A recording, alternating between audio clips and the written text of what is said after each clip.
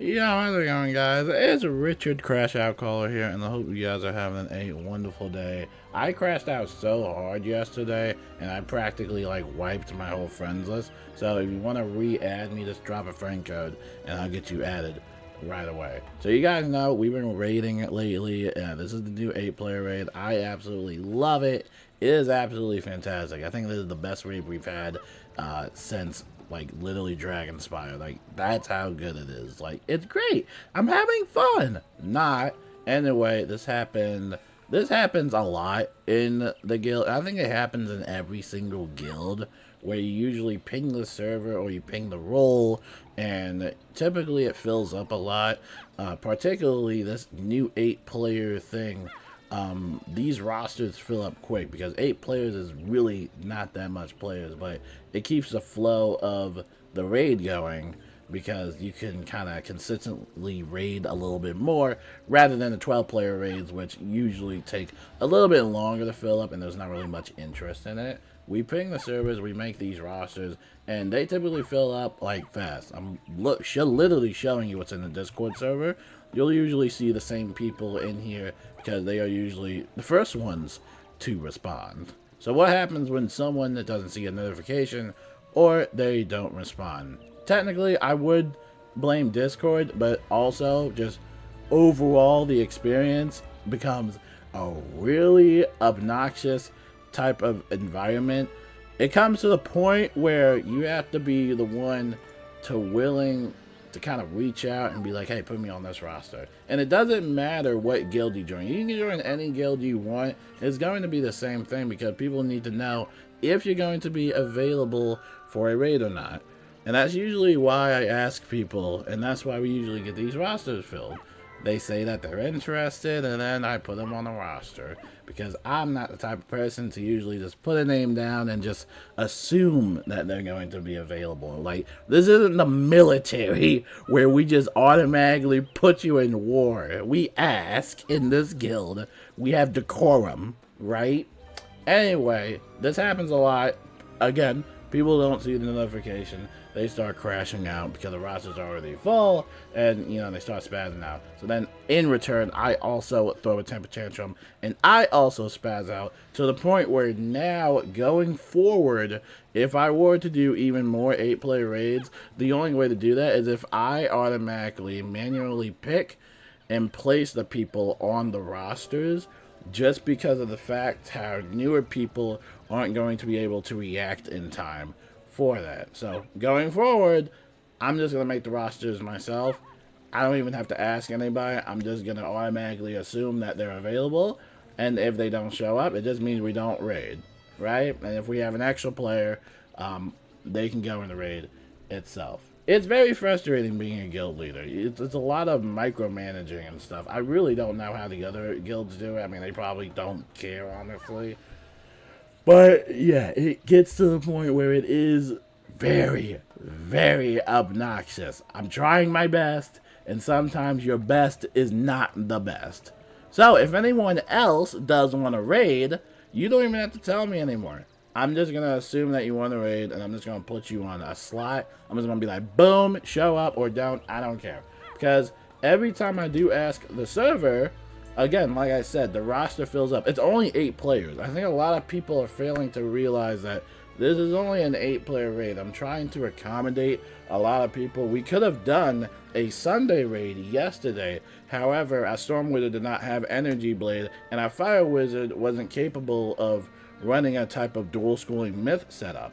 And I'll also show you what the guild, or at least what the raid requirements are. They're not that bad. They're really not that bad, especially if you're accustomed to dual schooling.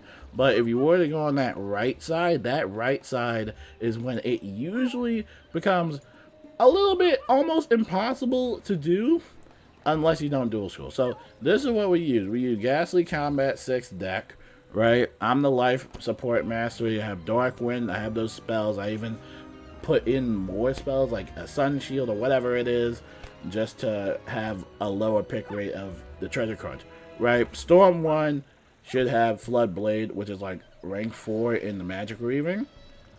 So that will give you enough damage to kill the mobs and the bosses, right? And these are all based off of their own raids calculations. I'll even move my big fat head due to someone's comment, okay? So this is what the guide looks like. You just need to have these spells and specific stat caps in order to do the raid. If you don't, then it becomes a problem. Now, that's only for the right side. If you're on the left side, it's a little bit more manageable. All you gotta do is Blade, Frenzy, or Oni hit. It's really not that hard. Raiding is really not difficult. I think the problem is that a lot of people make it like the most difficult thing imaginable, when in reality, this really isn't hard to do. Now, they also have different combat decks. Of course, you would have to readjust your whole team composition to meet that benefit. They also even have a triple storm, which I honestly think triple storm would be really good. I mean, of course, it's going to take life back treasure cards. But in this guide, it doesn't even show that if you had triple storm, that you would even need Floodblade, because you don't even have to worry about all that damage. You would already have enough damage with all the other storms combined. Now, if that were the case, I believe that some of the Storm Wizard would actually have to do left side. So for the right side, you would still need dual scrolling capabilities, right? It's all in the guide. You can read it yourself. I've linked it many times, but a lot of people don't read it. So yeah, that's what I'm dealing with so far with raiding. Like I said, I really do love this raid. I even forgot to show you guys the new wand. Now this wand, you can only get from the raid. Not the one I have right now. But this one is hot. This is probably like the hottest wand out right now. I love the colors. I love the particles. I love everything about it. Like, it just looks really good. And with the Selenopolis challenge mode gear set around the hands, it just like, it's like chef kiss. I'll show you what it looks like. Like, it just looks so good, man. And call it like the Thanos wand. It's just a really nice wand to have. Funny, I got this in my first run, too. Like, I got this in the first raid one when I posted that video. It's just so nice. It's actually the death wand, but I just stitched it. And I think that's what a lot of people are going for, is just the wand. So, you know, I could care less about win or losing a raid, or if people don't show up, I'm the only one usually making these raid keys. I do have some people helping me get animus, which is also really nice, but it's still going to be a lot of animus and monstrology to craft the keys either way, because it does take 20, and that does become a little bit of a problem. And I think that's my main gripe with this raid, and I don't understand the high increase of monstrology extract. I think that this should just be toned down to 10, just like the other iRobots. I really don't know why this specific one, just because it's for the raid, has to be 20 animus just to make a single summon treasure card, right? I only get 6 per battle, and that's without even using a what was it, a little elixir to give me more animus. So yeah, it becomes a little bit of brain fog after like a lot of hours of fighting those things, right? It gets a little much, right? I also got this hat too, which I might put in a healing build, because it comes with a max tier spellminted rebirth, which is definitely good for setting up any type of gins or whatever. It's just an item card, and it's just really nice. And it's also nice to have in case you're a life wizard that just doesn't have like rebirth spellments. I don't know. The resist could be a little bit higher, but again, like I said, I might include it in a heal build video just to see like what I can do. But yeah, it's a fun raid. It really is. I'm just frustrated at the fact that I'm trying to like squeeze as many new people as I can, and it's starting to become at least impossible with this 8-player raid. It's like at the first I love it, but at the same time I kind of miss the 12-player raids, because it allows for more, I guess, a little bit more creativity, or at least more slots for any of the people that do want to raid. And I'm gonna be honest, lately it's starting to become a little, I don't know, a little bit of an impossible task. Like, I feel like I'm not going to be able to really do that. I think a lot of people are just going to have to go to a different guild and kind of find a time that works better for them.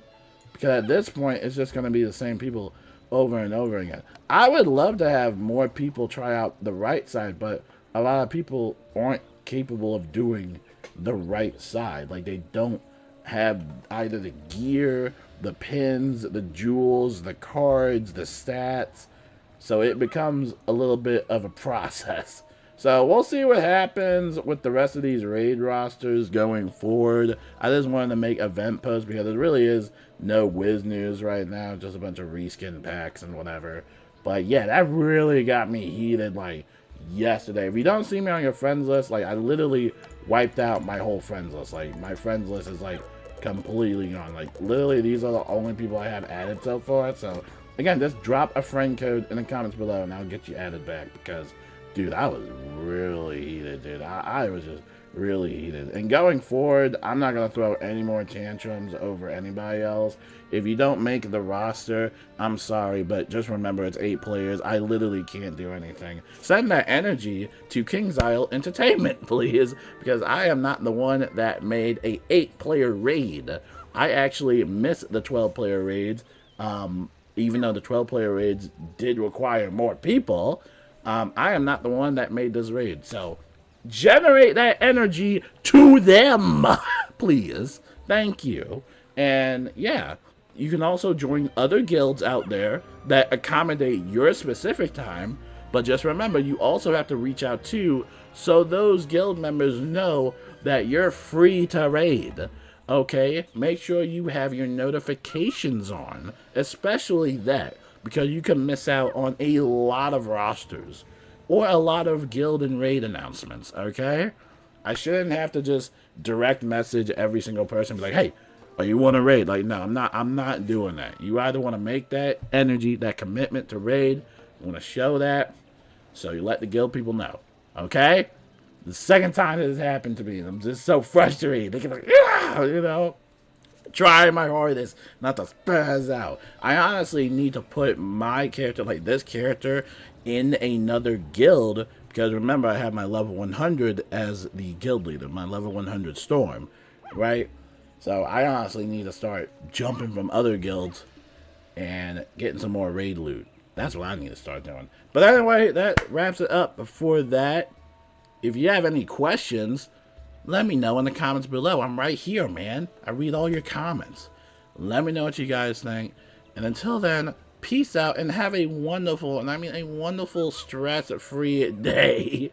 Please. And don't become a guild leader, ever. Do never become a guild leader, especially for Wizard101. Never do that. You will go completely insane. Just don't do it. Anyway, have a wonderful day, y'all. Peace out.